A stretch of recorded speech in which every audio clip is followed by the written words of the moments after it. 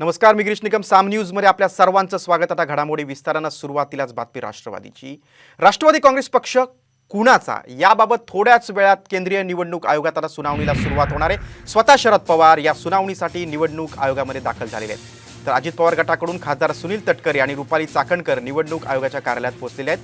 गेल्या महिन्यात झालेल्या सुनावणी दरम्यान शरद पवार यांच्या अध्यक्षपदी झालेली नियुक्ती पक्षाच्या घटनेला धरून नसल्याचा युक्तिवाद अजित पवार गटानं केला होता. आज सुनावणीच्या वेळी शरद पवार गटाचे वकील युक्तिवाद करण्याची शक्यता आहे. तसंच शरद पवार गटानं 30 ऑक्टोबरला निवडणूक आयोगात मोठ्या प्रमाणात पुरावे देखील सुपूर्द केले होते. काय होणार हे निवडणूक आयोग ठरवेल, परंतु आमचा असा दावा आहे की राष्ट्रवादी काँग्रेस पक्ष आणि चिन्ह हे आमचं अजित पवार गटाचं आहे असा आमचा दावा आहे. आणि त्यासाठी सिद्ध करणारे अनेक पुरावे आम्ही जवळजवळ ट्रकभर पुरावे आम्ही दिलेले आहेत निवडणूक आयोगाकडे. आणि त्यामुळे आमची खात्री आहे की राष्ट्रवादी काँग्रेस पक्ष आणि राष्ट्रवादी काँग्रेस पक्षाचं चिन्ह घड्याळ हे आमच्या अजित पवार गटाला मिळेल.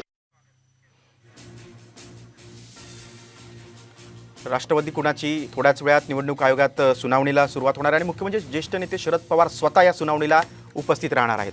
आपण अधिक माहिती घेऊया. आमचे प्रतिनिधी प्रमोद जगताप आहेत. प्रमोद, दोन्ही गटाकडून युक्तिवाद होण्याची शक्यताच आहेच, मात्र स्वतः शरद पवार देखील कार्यालयात दाखल झालेले आहेत. काय होऊ शकतं? आपल्याला माहिती आज अत्यंत महत्त्वाची सुनावणी 1 महिन्यानंतर होती, कारण मागच्या महिन्यामध्ये 9 तारखेला ही सुनावणी झाली होती आणि त्यानंतर शरद पवार यांच्या गटाकडनं 1 महिन्याचा वेळ जो आहे तो वाढून मागितला होता आणि त्यानुसार आज सुनावणी होत आहे. प्रामुख्यानं जर आज बघायला गेलं तर शरद पवार यांच्या गटाचा आज युक्तिवाद होणार आहे, कारण मागच्या महिन्यात 6 तारखेला आणि 9 तारखेला 2 दिवस सलग अजित पवार यांच्या गटाकडनं युक्तिवाद केला गेला होता आणि त्यानंतर आजची युक्तिवादाची वेळ जी आहे ती शरद पवार गटाची असणार, कारण मागच्या सुनावणीच्या वेळी अजित पवार गटाचा युक्तिवाद पूर्ण झालेला होता. प्रामुख्यानं जर बघायला गेलं तर शरद पवार हे काही वेळापूर्वी निवडणूक आयोगाच्या कार्यालयामध्ये दाखल झालेले आहेत.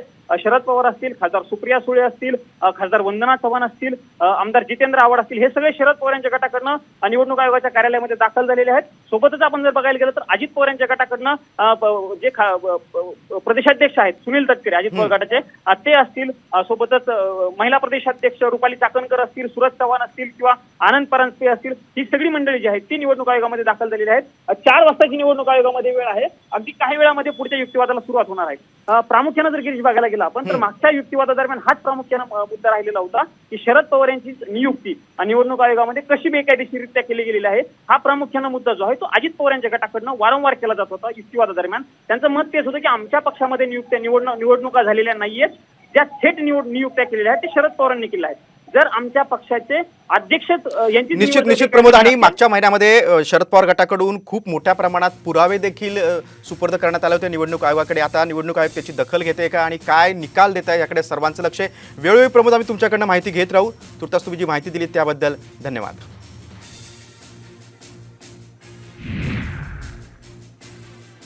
बातमीकडे. आमदार अपात्रता प्रकरणी अजित पवार गटानं आता अध्यक्षांकडे वाढीव वेळ मागितला. यावरून शरद पवार गटाचे शहराध्यक्ष प्रशांत जगतापांनी अजित पवारांवर टीका केली. अजित पवार गटानं मागितलेली मुदत ही नियमबाह्य आहे. आता महाराष्ट्राला आपोआप कळेल की खरी राष्ट्रवादी नेमकी कोण, असं देखील जगताप म्हणाले. मुळातच 4 महिन्यापूर्वी समोर पक्षच शिल्लक राहिलेला नाहीये. आम्ही आहोत तोच ओरिजिनल पक्ष आहे की आम्ही आहोत ते एकूणच 90% जास्त आहोत, अशा प्रकारची वल्गना करणारा एक गट आज अध्यक्षांकडं आपलं अस्तित्व सिद्ध करण्यासाठी 1 महिन्याची मुदत मागतोय. हे खऱ्या अर्थाने महाराष्ट्राला खरी राष्ट्रवादी कोण याचं एकूणच चित्र सुस्पष्ट करण्याचाच एक प्रकार आहे.